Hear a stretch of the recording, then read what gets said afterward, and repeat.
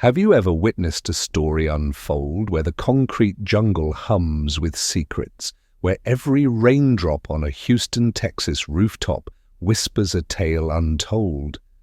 This is a city of roaring freeways, towering glass giants slicing through thick, humid air, a place where ambition burns hot and shadows hide deep. And right here, in this restless sprawl, is where our journey begins. Ethan weaved through Houston's rush-hour snarl, pickup trucks honking, wipers slashing rain, until he hit River Oaks, all manicured lawns and million-dollar homes. The tea house glowed soft, a haven amid the downpour. Inside, Evelyn Harper waited, 73, regal in a tailored blazer, silver hair swept back, emerald studs glinting. Her eyes, sharp as a hawk's, pinned him. "Sit, Ethan," she said, voice like bourbon over ice. He slid in, damp boots squeaking, pulse racing. "I know your mess," she began, swirling tea. "Dad's debts, $600,000 from slots, bad loans, hospital stays. I can erase it." Ethan's jaw tightened. How'd she know? "Who are you?" he pressed, Texan drawl thick with suspicion. She smirked. "Call me a problem solver. Marry me, legal only. Move into my estate. I clear your slate, set you up, leave you everything when I'm gone." Ethan's coffee cup rattled. "Marry you? I'm 28. You're—" "Old enough," she cut in, unfazed. "No romance, just a signature. You in?" He stared, steam curling between them. His dad's oxygen tank hissed in his mind, nights counting quarters for meds, eviction notices taped to the door. This was nuts, but a lifeline. "Why me?" he demanded. Her gaze darkened, fleeting. "You fit the bill. Decide by dawn." That night, rain hammered his window, doubts clawing. By 6 a.m. he called. "I'm in," her reply. "Tomorrow, my place. Pack light." Ethan pulled up to Evelyn's estate off Memorial Drive. White columns, iron gates, a fortress dwarfing Houston's skyline. Inside it was grand but hollow, polished oak, crystal chandeliers, air thick with silence. 3 staff drifted like spectres. Grace, a gaunt woman with wary eyes, a cook who vanished after nods, a gardener clipping hedges in the rain. The wedding was a blink, 5 suits in a dim parlour, a notary with shaky hands, papers signed under a flickering sconce. No cake, no cheers, just a pen scratch, and Evelyn's curt, "It's done." Word spread fast. Montrose buzzed. "Ethan's loaded now." "Granny's sugar baby." He ignored it, wired the debt payoff. $600,000 gone, Dad's lungs breathing easier at St. Luke's. But the mansion chilled him. Evelyn handed him a key. "Your room's upstairs. Stay out of my wing." Dinners were icy, her at the table's head, him a mile away, forks scraping in silence. One night he cracked. "Why's it so dead here? No kids, no kin." Her glass paused mid-air. "They're long gone. Don't dig." Her tone sliced. Gone how? Days later she called him to her study.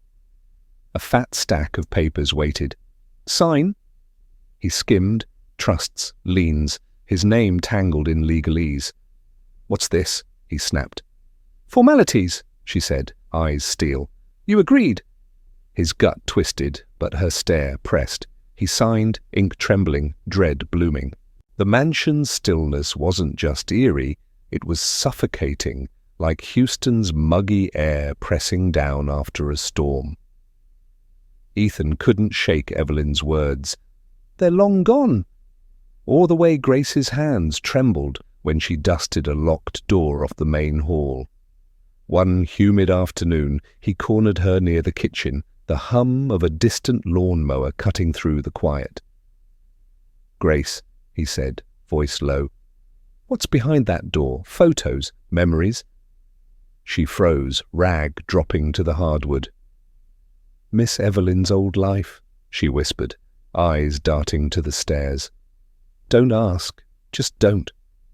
Her fear wasn't vague, it was pointed, like she'd seen something break there. That night, over a tense dinner, chicken fried steak cooling on plates, Ethan pushed again. "Grace said you had a life once. What happened?" Evelyn's fork clinked hard against porcelain. "Grace talks too much," she snapped, but her fingers tightened around her glass, knuckles white. "My past, not your business. Eat." Her deflection fueled him. Next day, he trailed the gardener, Hector, pruning roses near Buffalo Bayou, the estate's edge where muddy waters churned. "Hector, you've been here years. Evelyn ever mention family?" Hector's shears paused. "Once. Said her daughter left town. Didn't say why. Hired me after." His shrug was casual, but his glance back at the house wasn't. Ethan's gut churned, pieces floating, not fitting. He hit Montrose, weaving through tattoo parlors and dive bars off Westheimer, hunting answers. At a weathered BBQ joint, smoke curling from pits, Lone Star cans littering tables, he found Ray, a grizzled mechanic who'd worked Dad's old garage. "Ethan," Ray rasped, wiping sauce off his beard. "Your pops ran a trucking outfit with Evelyn, late 90s, big rigs hauling oil gear. She bankrolled it. He mismanaged it. Lost her $3 million. A husband blew his brains out in their Heights loft. Daughter split. Rumor says OD'd in Austin." Ethan's ribs tightened. "She knew Dad?" Ray nodded, slow. "Knew him and hated him. You living with her? Watch your back." Back at the estate, Ethan lingered by that locked door, brass knob cool under his palm. Evelyn's voice from their first meeting, "You fit the bill," twisted darker. He checked those signed papers again, locked in his room. Trusts, yes, but liens too, his name tied to debts he'd never owed. A cold sweat broke. $2 million now pinned on him. This wasn't relief, it was a noose tightening. Ethan stormed breakfast, coffee splashing on the oak table, Houston's morning haze seeping through blinds. "You flipped the debt on me," he roared, shoving papers at Evelyn. She didn't flinch, just sipped her Earl Grey, eyes glinting like bayou water under moonlight. "Your father gutted me," she said, voice low, venomous. "Millions gone, my husband's blood on our rug, my daughter a ghost. You're his debt, Ethan. His flesh pays."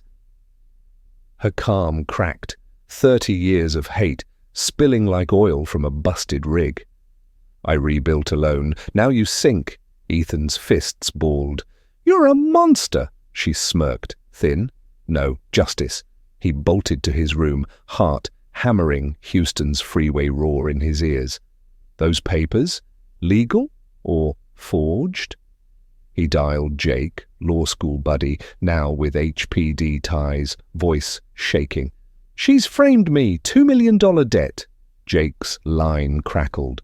"If she swapped terms after you signed, we've got her. Cameras in that place?" Ethan's eyes flicked. Hallway LEDs blinked red. Silent watchers. Midnight hit, rain lashing Memorial Drive, power flickering.